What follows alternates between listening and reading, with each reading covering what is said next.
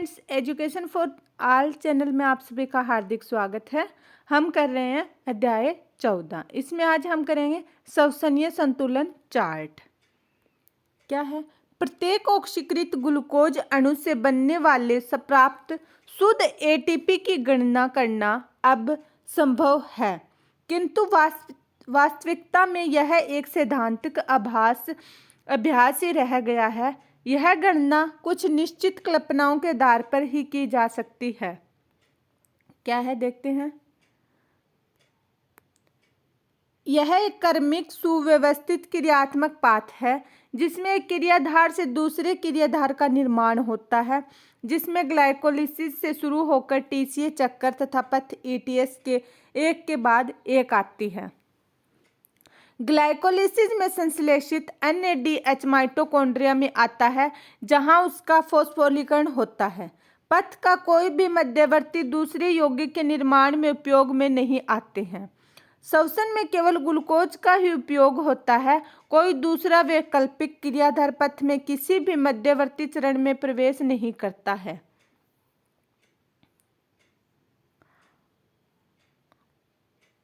हालांकि इस प्रकार की कल्पना संजीव तंत्र में वास्तव में तर्कसंगत नहीं होती है। सभी पथ एक के बाद एक नहीं बल्कि एक साथ कार्य करते हैं।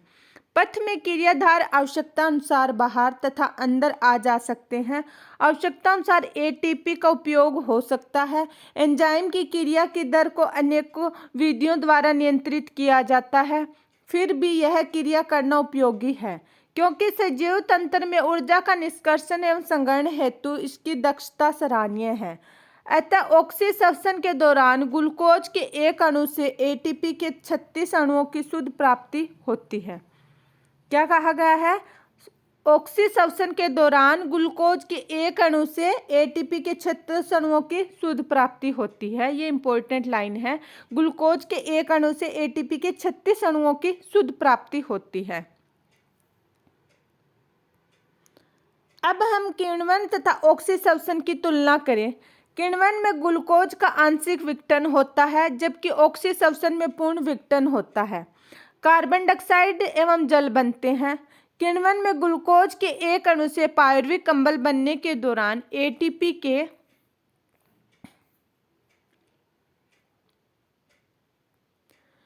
शुद्ध 2 अणुओं की प्राप्ति होती है, जबकि ऑक्सीश्वसन में बहुत अधिक एटीपी के अणु बनते हैं। किण्वन में NADH का NAD पॉजिटिव में ऑक्सीकरण बंद गति से होता है, जबकि ऑक्सीश्वसन में यह भी क्रिया तीव्र गति से होती है।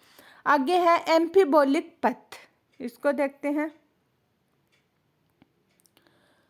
सांस के लिए ग्लूकोज अनुकूल क्रियाधार है। श्वसन में सभी कार्बोहाइड्रेट उपयोग में लाने से पहले ग्लूकोज में परिवर्तित होते हैं। जैसे कि पहले बताया जा चुका है कि दूसरे क्रियाधार भी सांस में उपयोग किए जा सकते हैं, किंतु वे सांस के पहले चरण में उपयोग में नहीं आते। चित्र 16.6 को देखिए कि विभिन्न क्रियाधार श्वसन पथ में कहाँ उपयोग करते हैं। वसा सबसे पहले ग्लिसरॉल तथा वसीय अम्ल में विघटित होता है। अपा 14.6 डायग्राम देखते हैं पहले। क्या है? वसा, कार्बोहाइड्रेट और प्रोटीन दिए गए हैं, जिसमें वसा सबसे पहले किस में टूटेगा? वसा अम्ल व ग्लिसरॉल में। कार्बोहाइड्रेट किस में टूटेगा? सरल शर्करा जैसे ग्लूकोज में। और प्रोटीन किस में टूटेगा? अमीनो अम्ल में। फिर वसा आगे किस में बनाएगा? डिहाइड्रोक्सी एसीटोन फॉस्फेट, और ये ग्लिसरॉल एसिटाइल कोएंजाइम में टूटेगा। और अमीनो अम्ल पायरुविक अम्ल में। और कार्बोहाइड्रेट किस में टूटता है? सरल ग्लूकोज शर्करा से, ग्लूकोज 6 फॉस्फेट से में, और 6 फॉस्फेट फ्रुक्टोज 1,6 बाइफॉस्फेट में, और फिर ग्लिसरॉल्डिहाइड 3 फॉस्फेट में, फिर पायरुविक अम्ल में, एसिटाइल कोएंजाइम में। और ये सभी क्या करते हैं? फिर क्रेब चक्कर चलाते हैं, जिससे जल और कार्बन डाइऑक्साइड बाहर निकलती है। आगे देखते हैं। यदि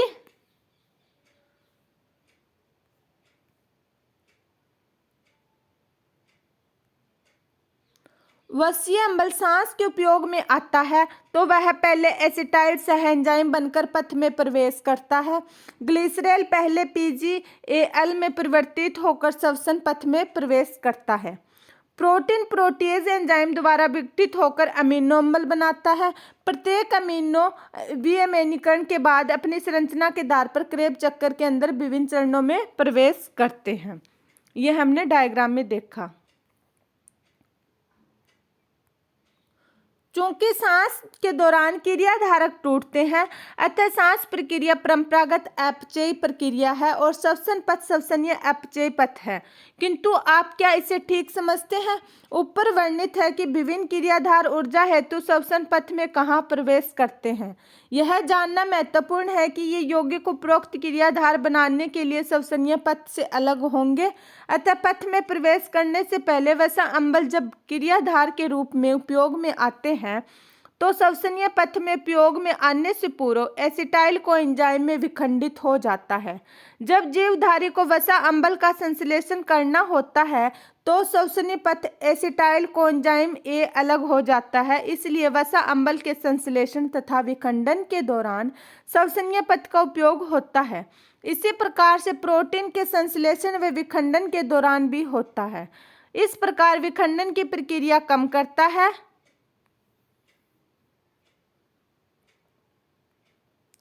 संजीवों में अपचय कहलाती है तथा संश्लेषण उपचय कहलाता है। चूंकि श्वसनीय पथ में अपचय तथा उपचय दोनों ही होते हैं, इसलिए श्वसनीय पथ को एम्फीबोलिक पथ कहना उचित होगा, न कि अपचय पथ, क्योंकि यह अपचय और उपचय दोनों का ही भाग लेती है। आगे अपना पॉइंट है सांस गुणांक।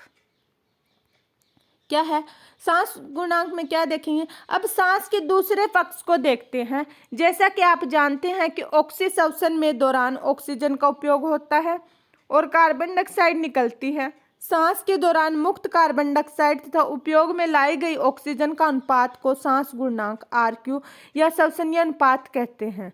सांस गुणांक मुक्त हुई कार्बन डाइऑक्साइड का आयतन बटे में उपयोग में लाई गई ऑक्सीजन का आयतन। सांस गुणांक क्या होगा? मुक्त हुई कार्बन डाइऑक्साइड का आयतन बटा में उपयोग में लाई गई ऑक्सीजन का आयतन। एक बार फिर से रिपीट कर लीजिएगा। सांस गुणांक क्या होगा? मुक्त हुई कार्बन डाइऑक्साइड का आयतन बटे में उपयोग में लाई गई ऑक्सीजन का आयतन। सांस गुणांक सांस के दौरान उपयोग में आने वाले श्वसनीय क्रियाधार पर निर्भर करता है। जब कार्बोहाइड्रेट क्रियाधार के रूप में आकर पूर्ण ऑक्सीकृत हो जाते हैं तो सांस गुणांक 1 होगा, क्योंकि समान मात्रा में कार्बन डाइऑक्साइड ऑक्सीजन क्रमशः मुक्त होती है, उपयोग में लाई जाती है, जैसा कि समीकरण में स्पष्ट है।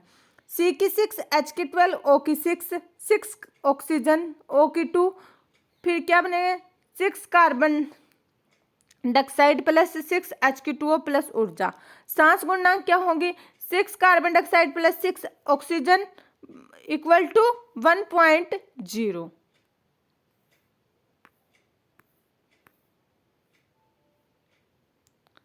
ऐसे ही अगला सूत्र है 2 × C51 H98 O6 plus 145 O2 goes to 102 carbon dioxide plus 98 H2O plus ऊर्जा।